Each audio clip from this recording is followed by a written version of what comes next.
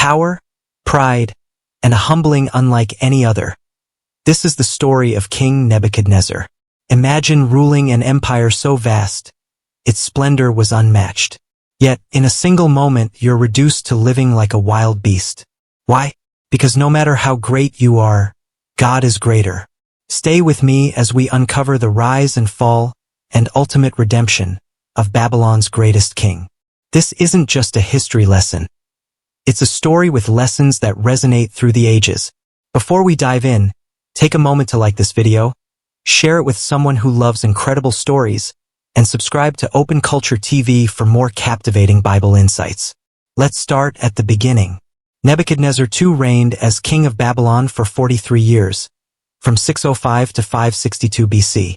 He inherited a growing empire from his father, Nabopolassar, but under his rule, Babylon reached heights of wealth, power, and prestige never seen before.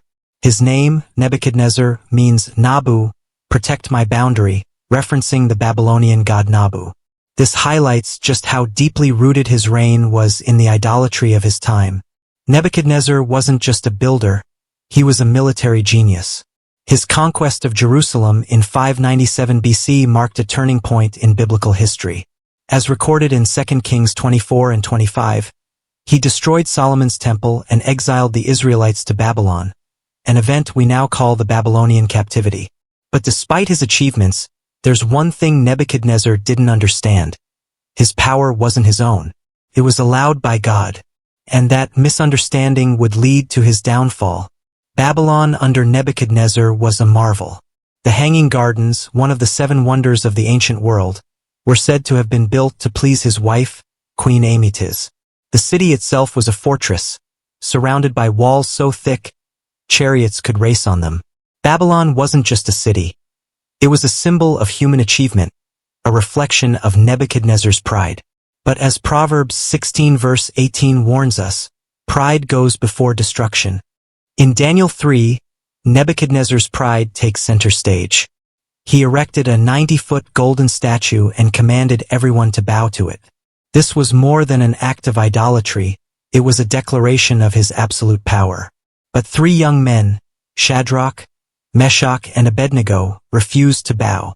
In one of the Bible's most dramatic moments, these men were thrown into a fiery furnace. But instead of being consumed, they walked unharmed, accompanied by a 4th figure, an angel, or perhaps even the pre-incarnate Christ.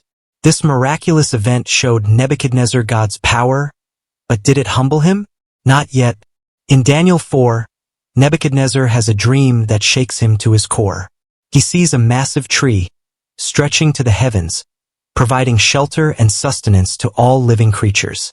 But then, a holy messenger commands the tree to be cut down, leaving only a stump bound with iron and bronze.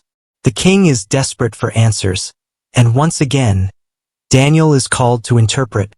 Daniel tells the king, "The tree is you, O king. Your greatness has grown and reaches the heavens. But because of your pride, you will be driven from men. You'll live like a beast until you acknowledge that the Most High rules the kingdom of men." Daniel 4 verse 25. It was a clear warning. But Nebuchadnezzar, blinded by his achievements, ignored it. And then the prophecy came true. 1 year later, Nebuchadnezzar is walking on the roof of his palace, admiring Babylon's glory. He says, "Is this not the great Babylon that I have built by my mighty power and for the honor of my majesty?" Daniel 4 verse 30.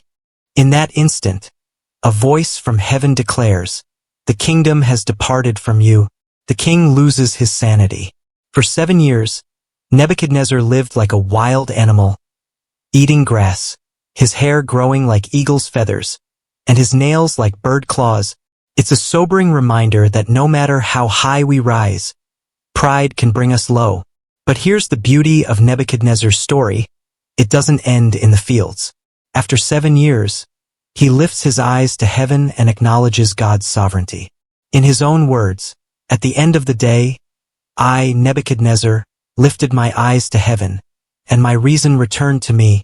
I extolled the King of heaven, for all his works are truth, and his ways justice. And those who walk in pride he is able to humble, Daniel 4 verses 34 to 37. Nebuchadnezzar's kingdom was restored, but now his focus was on glorifying God, not himself.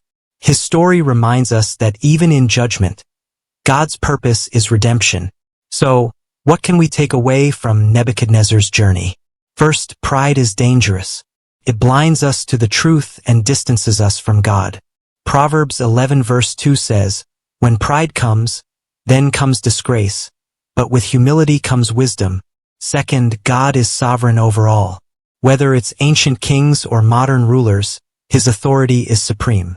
As Daniel 2 verse 21 reminds us, he removes kings and raises up kings. And finally, God's grace is greater than our failures. Even when we're at our lowest, God offers a path to restoration. If we humble ourselves and turn to him. If Nebuchadnezzar's story resonates with you, hit that like button, share this video, and subscribe to Open Culture TV. Let's explore God's Word together and uncover the timeless truths it holds. Thanks for joining me today. Remember, true greatness comes from humility before the one who reigns over all.